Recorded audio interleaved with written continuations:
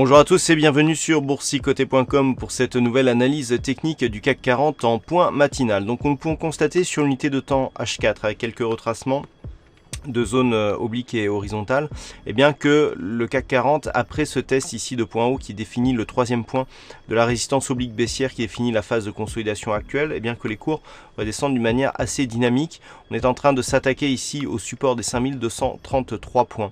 D'un point de vue, je dirais, un peu plus global, nous pouvons constater que d'un point de vue moyen-long terme, on est toujours ici sur une dynamique haussière, mais que les cours se rapproche ici de cette zone de support. En cas de rupture, et bien là il y aura un signal clair de sortie de cette dynamique haussière. Ce support vient d'être repositionné sur un horizon de temps un peu plus court terme que ce qu'il était auparavant. Donc il faudra surveiller ici ce support et à la hausse une éventuelle cassure de la résistance. Sur l'unité de temps M15, nous avons une configuration qui est très baissière ce matin, baisse qui a été entamée hier, avec ici on le voit, le changement de flux avec dans un premier temps l'impulsion haussière ici, des cours qui restent bien ici au-dessus de la moyenne mobile 20 exponentielle, et puis le changement de flux avec ici contact donc sur la bolle inférieure et les cours qui reviennent sous la moyenne mobile 20 exponentielle à partir de cette phase là qui agit désormais comme une résistance. Nous avons eu un rebond technique hier qui a donné là encore un contact avec cette moyenne mobile et puis une phase d'accélération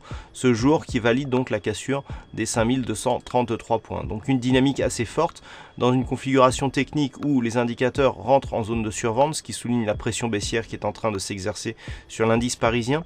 Nous avons ici les histogrammes du MACD qui sont fortement orientés à la baisse. Donc pour l'instant pas de configuration trop survendue, on n'est pas encore dans l'excès.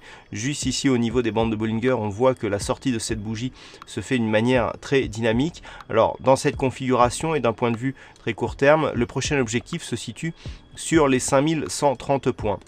Et 5130 points, si on revient sur l'unité de temps H4, eh bien cela correspond à l'ouverture du gap qui avait eu lieu au lendemain du premier tour des élections présidentielles françaises. Alors attention, nous sommes ici en cotation future, donc nous avons les dividendes qui sont réintégrés dans la valeur du CAC par rapport au cash. Donc pour l'instant, si on réintègre les dividendes, on ne s'est pas attaqué à un éventuel comblement de ce gap. Cela interviendrait en cas de cassure ici des 5130. Et ce que nous pouvons aussi constater, c'est que si on commence à s'attaquer aux 5130, eh bien les cours viendraient s'attaquer aussi au support oblique que je vous montrais en début d'analyse, qui définit la tendance court moyen terme. Donc attention à ces évolutions.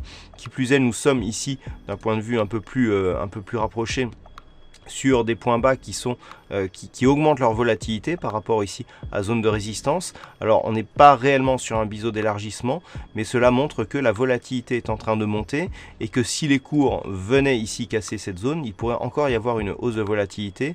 On a des gaps qui commencent à apparaître d'un point de vue journalier, donc attention, ce sont les prémices d'une possible forte accélération baissière. On a déjà vu ça par le passé, donc il faut vraiment surveiller ces éléments ces prochains jours. Voilà ce que l'on peut dire donc sur cette analyse technique du CAC 40 en point matinal. Alors d'un point de vue un peu plus macroéconomique, c'est une journée assez calme. Attention toutefois, à 13 h, nous aurons le discours d'un des membres du comité de politique monétaire en Angleterre. Dans un contexte donc où le Brexit ramène un petit peu de stress sur le marché, cela peut éventuellement donner de la volatilité donc sur les actifs liés notamment à la livre sterling. Quant à cet après-midi, pour les prochaines statistiques, il faudra attendre 16 h et les chiffres de l'immobilier américain pour avoir des statistiques qui sont susceptibles là aussi d'apporter de la volatilité sur l'ensemble des marchés. Et 16 h 30 donc pour les stocks de pétrole brut dans un contexte de forte baisse du WTI depuis quelques jours. Voilà donc ce que l'on peut dire pour ce matin. Passez de bons trades, une bonne journée et on se retrouve dès ce soir pour toutes les autres analyses techniques du site boursicoté.com.